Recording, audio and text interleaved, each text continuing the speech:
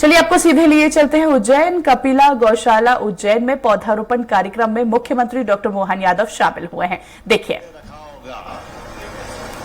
लेकिन ऐसा माना जाता है कि हमारे पास ये 10 प्रकार के सुख माने गए हैं।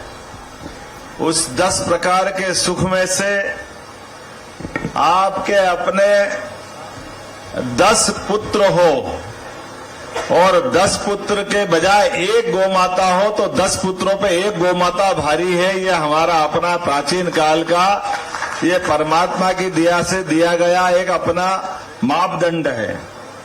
गावो विश्वस्य मातरः, अर्थात इस चराचर जगत में गाय ही हमारी सबकी माता है। जैसे वसुंधरा हमारी माता है, पृथ्वी माता, हमारे देश को हमने भारत माता माना है, लेकिन ये स्थूल शरीर में है, स्थिर रूप में है, प्रकृति के रूप में है। लेकिन जीवंत रूप में अगर हमारा संबंध आता है तो गाय माता से आता है। और गाय माता की विशेषता उनके सिर पे होने वाले 2 सींग। हमारे यहाँ भगवान महाकाल के दर्शन करो या गोपाल जी के दर्शन करो, एक मंत्र बोलना पड़ता है। उस मंत्र को बोलो तो सच्चे अर्थों में भगवान के दर्शन अपने को लगते हैं। उसको बोलते शिवाय नमः, विष्णुवे नमः, शिवाय नमः, विष्णुवे नमः। अगर महाकाल के दर्शन करो तो भगवान विष्णु को याद करो, गोपाल कृष्ण को याद करो, भगवान राम को याद करो, या राम जी गोपाल जी को याद करो तो अपने आप में भगवान शिव को याद करो। इसलिए इनके 2 मुंह पे ऊपर बने हुए सींग ये भगवान विष्णु और शंकर भगवान के प्रतीक के नाते से है, जिनको वो माथे पे लेकर के अपनी प्रकृति में अपनी विशेष पहचान लेके दुनिया में अपनी अद्वितीय छटा बिखेरती। हमारे द्वारा पद्म पुराण में गौ माता के मुंह के अंदर 4 वेदों का वास माना गया है। ये हमारे 4 वेद गौ माता के मुंह से निकलने वाली मां की आवाज, अर्थात हमारे अपने जीवन को चरितार्थ करते हुए हमें अपने जीवन में सच्चे अर्थों में स्पंदन देने का काम करती।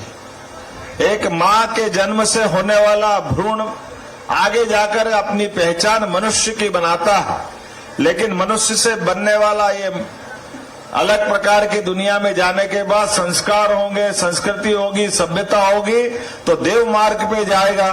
और जाने अनजाने अगर वो गलत मार्ग पे चला गया तो परमात्मा की लीला है, इसी जगत में देव भी बनते, दानव भी बनते। लेकिन देव और दानव के बीच में जो गोवंश की रक्षा करे, इसलिए कहा जाता है जगत जिजाय कृष्णाय गोविंदाय वासुदेव नमः।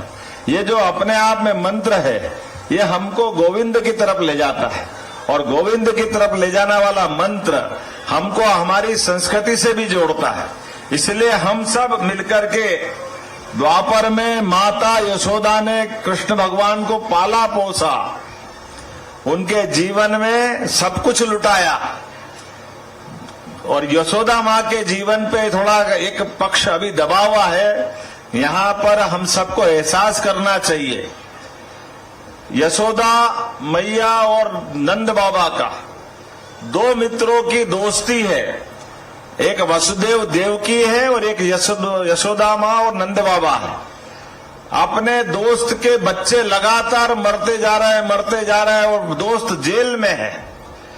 तो दोस्त के जेल में अपने बच्चे को बचाने के लिए कृष्ण भगवान, बाद में उनने विराट व्यक्तित्व दिखाया अलग बात है, लेकिन तब तक तो केवल भविष्यवाणी थी। लेकिन ऐसी भविष्यवाणी में भी अपने दोस्त के बच्चे को बचाने के लिए अपनी बेटी को वासुदेव के हाथ में मरने के लिए दिया, और दोस्त के बच्चे को पाल करके जीवन भर एहसास नहीं होने दिया है। आप अंदाज लगा लो, कोई अपने जिगर के टुकड़े नवजात बच्चे को कोई मरने के लिए दे सकता है क्या?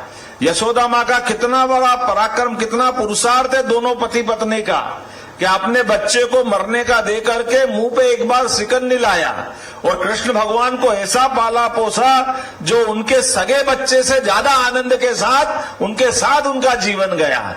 उनका ये कितना बड़ा पुरुषार्थ है, कितना पराक्रम है। और जीवन भर उनको कोई भूल से भी कोई कष्ट आ जाए तो बचाने का काम किया है। लगातार कंस जैसे महाशक्तिशाली से, जो गोकुल और वृंदावन से मथुरा की दूरी कितनी है, 15-20 किलोमीटर की दूरी में, आज के समय में भी थाने के पास में कोई अपराधी को रख ले, हिम्मत होती किसी की? लेकिन वैसे समय में भी अपने बच्चे को तो मरने को दिया ही दिया, लेकिन उससे बढ़कर के अपने आप को भी उस संसार के उस समय के सबसे बड़े शक्तिशाली साम्राज्यकर्ता से जो होगा देखा जाएगा, लेकिन कृष्ण भगवान का लालन पालन हम करेंगे इतनी हिम्मत से। तो लाला कृष्ण कन्हैया लाल की। कृष्ण कन्हैया को पाला पोसा तो माता यशोदा ने, लेकिन सच्चे अर्थों में गोपाल तो गाय माता ने ही बनाया। ये आनंद है कि नहीं? अगर गाय माता नहीं होती तो गोपाल कैसे होते? इसलिए गोपाल के नाते से संसार भर में योगीराज श्री कृष्ण गोपाल कृष्ण भगवान की। इस कृष्ण भगवान में जब तक गोपाल नहीं लगे उनको भी आनंद नहीं आता है। हमेशा अपनी पहचान गाय माता से बना के रखी। ये गोपाल के साथ गाय माता जुड़ने का मतलब ही है प्रकृति से प्रेम, मूक प्राणी से प्रेम, 33 करोड़ देवी देवताओं की छत्र छाया। और इस बदलते युग में अभी काल के प्रवाह में हमारी गौ माता पे भी संकट आया है।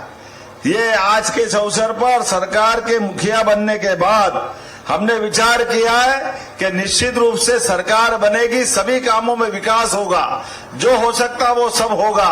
तो ये रतन धन की खान रत्ना खेड़ी में गौ माता कैसे असहाय मर सकती है, इनकी चिंता करने का काम हमारी सरकार करेगी। इसलिए ये गौशाला को अच्छा करने का काम भी किया है। और संयोग से महाराज जी हमारे बीच मिले हैं। हमारे लिए संत परंपरा, जैसे भगवान सूर्य लगातार हमको जीवन देते, उष्मा देते, ऊर्जा देते, तिल तिल करके वो जीवन भर जलते रहते हैं, लेकिन बाकी सबको जीवन देते हैं। ऐसे कठिन मार्ग में भी संत हमेशा हमको छाया देते हैं।